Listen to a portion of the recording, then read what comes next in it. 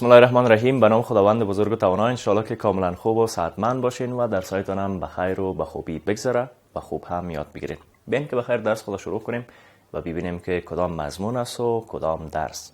بله دیگه، مضمون ما مضمون جغرافی است که جغرافیا بسیار زیاد جالب هم هست، چون موضوعات متنوع ما شما گپ زدیم، در کتابتان هم آمده و گپای بسیار زیاد خوب است که اطلاعات و معلومات آفاقی و بیرونی ما شما هم زیاد میشه. درس ما درس 46 فصل 7 جغرافی صنف 11 است که در مورد تجارت جهانی و اهمیتش بین صفحات 165 و 166 کتابتان صحبت کرده. اما پیش از او یک مرور کوتاه به درس گذشته خود هم داشته باشیم. اگر یادتان هست که حتما به یادتان مانده، ما شما عوامل مؤثره در انکشاف صنعتی خواندیم و بررسی کردیم. گفتیم عوامل مختلفه در انکشاف صنعتی نقش داره، از جمله عوامل طبیعی که در عوامل طبیعی مواد اولیه بسیار زیاد مهم است. معمولا پارک های صنعتی، تولیدخانه ها، فابریکات در جاهای ساخت و ساز امروز میشه که نزدیک به مواد اولیه باشه. این مواد خامی که قابل دسترس باشه، وسایل حمل و نقل در اختیارشون باشه و همچنان راههای مواصلاتی، بازار فروش، تمام از اینا نقش داره در انکشاف صنعتی. پس ما در جای فابریکه، در جای مکان ساخت و تولید یک امتعه، یک شی، یک جنس در دنیای پیشرفته و تکنولوژی و تجارتی میسازیم که با مواد اولیه و خام دسترسی خوب داشته باشیم تا بتانیم با هزینه کم، با مصرف کم او مواد اولیه را تبدیل کنیم به مواد قابل استفاده، به بازار عرضه کنیم و به فروش برسانیم که تجارت ما، صنعت ما، اقتصاد ما رونق پیدا کنه. عامل طبیعی دوم انرژی بود که انرژی هم ما شما در درس‌های مختلف، در صنف‌های مختلف خواندیم که منابع متعدد داره. مثلا آفتاب هست، آب هست، باد هست، زغال سنگ هست، نفت و گاز هم هست که از اینا ما شما به خاطر تولید انرژی استفاده میکنیم و از انرژی در خود انکشاف صنعت به خوبی استفاده میشه. بسیاری از ماشین ها، بسیاری از فابریکات، بسیاری از وسایل و امکانات امروزی که در تولید استفاده میشه نیاز به انرژی داره، قوه محرکه داره که اون ماشین به چرخش و به گردش بیایه و بتونه یک شیء، یک جسم، یک جنس تولید کنه. پس انرژی هم من حیث دومین عامل طبیعی در انکشاف صنعت نقش بسیار زیاد عمده و اساسی خود داشت که در موردش گفتیم. به می شکل زمین از عوامل طبیعی است که در بخش صنایع مختلف ما و شما را کمک میکنه. مثلا در صنعت غذا اگر زمین بسیار زیاد وسیع و هموار حاصلخیز در اختیار کسایی باشه که تولیدات صنعتی دارن، کارشون به خوبی انکشاف پیدا میکنه، توسعه پیدا میکنه، گسترش پیدا میکنه و تجارتشون بهبود پیدا میکنه. مثلا به هر اندازه‌ای که زمین حاصلخیز باشه، زمین هموار باشه، خاک خوب داشته باشه، انواع اقلام زراعتی در او زمین کشت و کار شوه، حاصل گرفته شوه، دوباره چیزی که عاید میشه، چیزی که حاصل میته در صنعت تولیدی به چیزهای مختلف دیگه تبدیل میشه. مثلا از کچالو ما شما چپس میتونیم تولید کنیم. نه، چپس تولید میشه، با بازار عرضه میشه. انواع خوراک‌های دیگه از کچالو ساخته میشه. مثلا نیشکر به می شکل ما شما از نیشکر میتونیم که هم بوره بسازیم، هم گرگ بسازیم، هم شیرینی باب بسازیم. ببینین که او زمین زراعتی که قابل کشت و کار خود نیشکر است ما شما را در بخش انکشاف صنعت بسیار زیاد کمک میکنه. و عوامل بشری هم در انکشاف صنعت نقش عمده خود داشت، از جمله نیروی کار. معمولا در جاهایی که صنعت وجود داره، فابریکه ها وجود داره و فابریکه های تولیدی وجود داره، نیاز به کارگر ارزان و ماهر دارن. کشورهایی که کارگر فراوان دارن و از نیروی کار انسانی به خوبی استفاده میکنن، ارزان هم هست، حتی این کارگرها را به کشورهای دیگه میفرستن، در اثر قرارداد عاید میکنن که نیروی کار بسیار زیاد مهم است. و چیز دیگه ای که من حیث عامل بشری بسیار زیاد مهم است، سرمایه، پول و دارایی است که معمولا در یک بخش صنعتی باید سرمایه گذاری شود، پول از ناچیز آهسته آهسته بیشتر شود، انکشاف پیدا کنه، توسعه پیدا کنه، به رونق برسه، مفاد بیشتر حاصل شود. این سرمایه بسیار زیاد نقش خود بازی میکنه. و عامل دیگه هم بازار فروش است. وقتی ما یک امتر تولید میکنیم باید بازار فروش داشته باشیم که به اساس تقاضای مشتری چیز تولید شده را به بازار عرضه کنیم و او به فروش برسه. و حمل و نقل هم در انکشاف صنعت بسیار زیاد نقش عمده و اساسی خود داره که وسایل حمل و نقل باید اختیار ما باشه، راههای حمل و نقل که سهل باشه در اختیار ما باشه تا صنعت انکشاف پیدا کنه. این عوامل طبیعی و بشری بود که من حیث عوامل مؤثر در انکشاف صنعت در درس گذشته ما شما خواندیم. اما بیاین که اهداف درس جدید خود ببینیم.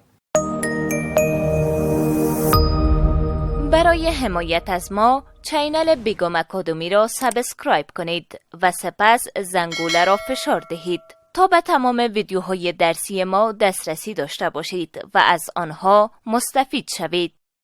پس هدف درس ما و شما در این درس کسب معلومات در مورد تجارت جهانی است. یکی ملی هست در داخل کشورها، یکی جهانی بین چند کشور یا هم چندین کشور جهان یا در سطح جهان. هدف دوم ما و شما هم آشنایی با اهمیت تجارت جهانی است. تجارت جهانی در دنیای امروزی که اصل و اساسش اقتصاد است، سرمایه گذاری است، ثروت است، این تجارت جهانی چی نقش خود بازی میکنه؟ پس بیاین که شروع کنیم از تجارت جهانی براتان بگویم. اول تجارت جهانی را باید یک تعریف کنیم و بفهمیم که تجارت جهانی یعنی چی. چون تجارت وقت جهانی میشه و پسوند جهانی را به خود میگیره، معنایش از تجارت داخلی تفکیک میشه و فرق میشه. پس تجارت جهانی، پیش از اینکه بگیم چی هست، بین اول تجارت یک تعریف کنیم، باز بگیم که این جهانی شده، یعنی بیرون مرزی شده، بین کشورها شده. خود تجارت عبارت از تبادله اشیا و خدمات است که بین دو طرف که میتونه افراد باشه، گروه ها باشه و ممالک باشه صورت میگیره، که در عصر حاضر هم معاملات تجارتی معمولا در مقابل پرداخت پول صورت میگیره. در گذشته دور قسمی که ما شما در تاریخچه مبادلات و تبادلات و دادستدادها و معاملات تجارتی گفته بودیم، جنس به جنس معامله میشد. اما آهسته آهسته وقت پول به میان میایه و ساخته میشه، پول به جنس مبادله میشه، جنس به پول مبادله میشه، که به طور عموم در تمام جهان 4 موضوع در تجارت و انتقال اموال دارای اهمیت است. اولش تقسیم مواد در جهان است. بعض از ممالک مثل ژاپن مواد خام بسیار زیاد کم داره و باید اون مواد مورد نیازه که در بخش تولید و تجارت نیاز داره از کشورهای دیگه جهان وارد کنه. خودش نمیتونه که بسازه، خودش نداره، پس باید از کشورهای دیگه وارد کنه و بیاره داخل ژاپن بسازه. چیز دیگه که بسیار زیاد مهم است نزدیک بودن است. معمولا در تجارت جهانی، در معاملات، در دادستد، در خرید و فروش ها نزدیک بودن از لحاظ فیزیکی، از لحاظ جغرافیایی بسیار زیاد نقش عمده و اساسی خود داره. مثلا تجارت افغانستان زیادتر با ممالک نزدیک و همسایه صورت میگیره. مثل کجا؟ مثل پاکستان، مثل ایران، مثل تاجیکستان، مثل ترکمنستان و اینا، یا هند. کم کم دورتر میریم، اما از لحاظ جغرافیایی اینا نسبت به مثلا انگلستان، نسبت به ایتالیا، نسبت به فرانسه، نسبت به امریکا به ما نزدیک است. پس میتونه که به طور عموم گفتیم 4 موضوع در تجارت و در انتقال دارای اهمیت باشه که یکی از اونها نزدیک بودن است. و چیز دیگه که بسیار زیاد مهم است قابلیت دسترسی است. یعنی ما شما راه‌ها و مواصلات بهتره که سبب افزایش دسترسی به یک منطقه میشه. به طور مثال بعد از ساختن تونل زیر آبی که بین فرانسه و انگلستان ساخته شد، انتقال اموال تجارتی بعد از سال 1995 میلادی افزایش پیدا کرد.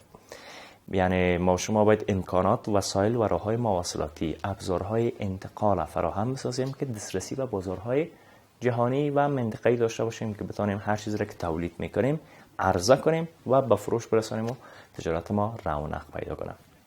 چیز دیگه که بسیار زیاد مهم است درجه سطح انکشاف است که متعلق به کشورها میشه و بیشترین محصولات تجارتی بین ممالک انکشاف یافته مبادله میشه. اموال و محصولاتی که در تجارت جهان نقش دارن معمولاً به 3 کاتگوری تقسیم میشن. یک، مواد اولیه هست. این یک نوع از محصولات است که صنعتی نشده و او را مواد خام هم میگیم. وقتی میگیم مواد اولیه یعنی مواد خام. ما شما وقت مثلا میگیم که کچالو را از زمین برداشت میکنیم، در حقیقت او دیگه از جمله مواد اولیه غذایی است تا او را تبدیل کنیم به یک غذای قابل استفاده. درست مثل ما شما قورمه پخته میکنیم، قورمه کچالو. یا چپس یا هم بسیاری چیزهای دیگه از کچالو میسازیم. اما خود کچالو از جمله مواد اولیه است. مثل پخته را وقت ما شما از زمین حاصل میگیریم به خودی خود استفاده نمیشه، باید سر از او کار شود تا خودش من حیث یک ماده صنعتی شده استفاده شود. هرچند خود پخته از جمله مواد صنعتی نشده و خام به حساب میره. بعد از اون مواد نیمه صنعتی است. یکی خب مواد خام بود، دومش مواد نیمه صنعتی است و مواد اولیه که بالایش کم کار صورت گرفته و شکل و کیفیتش تغییر کرده. مثل چی؟ مثل تکه که از پخته ساخته میشه. ما پخته رو گفتیم مواد اولیه است، از پخته میگیریم تکه جور میکنیم، ببینیم تکه جور شده. اما این تکه هم از جمله مواد نیمه صنعتی است. چی وقت صنعتی میشه؟ وقتی که دوخته شود و ببینین حال به تنم است، یا واسکت رو ببینین فعلا به تنم است. چرا؟ چون صنعتی شده و قابل استفاده است. و سومین چیز محصول نهایی است که همین خنقاق و واسکت ما حتما است. مواد یا محصولاتی که تمام مراحل تولیدی و صنعتی را طی کرده باشه، مثل دستمالایی که از تکه ساخته میشه. مثلا ما میگیم که دست پاک بیار که بعد از غذا یا پیش از غذا دست خود پاک کنیم، خشک کنیم. او دیگه تمام مراحل تولیدی و صنعتی شدن پیموده فعلا تبدیل شده به یک شیء قابل استفاده. پس چون در قرن 21 انتقال اموال و محصولات بیش از پیش ساده‌تر و ارزانتر هم صورت میگیره، تجارت بین ممالک مختلف جهان هم دارای اهمیت بیشتر شده که این در ذات خود یک شکل مهم جهانی شدن یا گلوبالایزیشن هست. یعنی تجارت جهانی میشه، تجارت جهانی و جهانی شدن هم باعث پیشرفت تجارت جهانی و همچنان سبب افزایش جریان ترانسپورت و حمل و نقل از طرف آسیا به اروپا شده. بسیاری از کشورهای آسیایی را که در جلسات قبلی و آینده ما براتون نام میگیرم کشورهای است، مثلا از جمله ژاپن که بسیاری از محصولات خود به دیگر کشورهای جهان صادر میکنه که این هم سبب پیشرفت در انکشاف و صنعتشان میشه و همچنان در جریان حمل و نقل اموال تجارتی بهبود پیدا میشه، آسانی به وجود میاد و به این شکل است که تجارتشان به چرخش میفته. و در سالهای آخر هم تجارت جهانی بسیار زیاد فعال شده، به خصوص تجارت بین آسیا و جهان غرب که انکشاف خوب هم پیدا کرده و پیش بینی ها هم صورت گرفته و امیدواری ها هم وجود داره که این تجارت و این داد ستد و معاملات تجارتی بین آسیا و اروپا بیشتر هم شود. تجارت آسیا در آینده هم با جهان غرب بسیار خواهد شد، چون مزد کارگرها فعلا در آسیا به نسبت اروپا بسیار زیاد کم است. از همین سبب هم است که نمایندگی ها و شعبات اکثر شرکت های اروپایی در ممالک آسیایی فعالیت میکنند و محصولات صنعتی شده را از آسیا به جهان غرب به خصوص اروپا انتقال میتن و سرازیر میشه.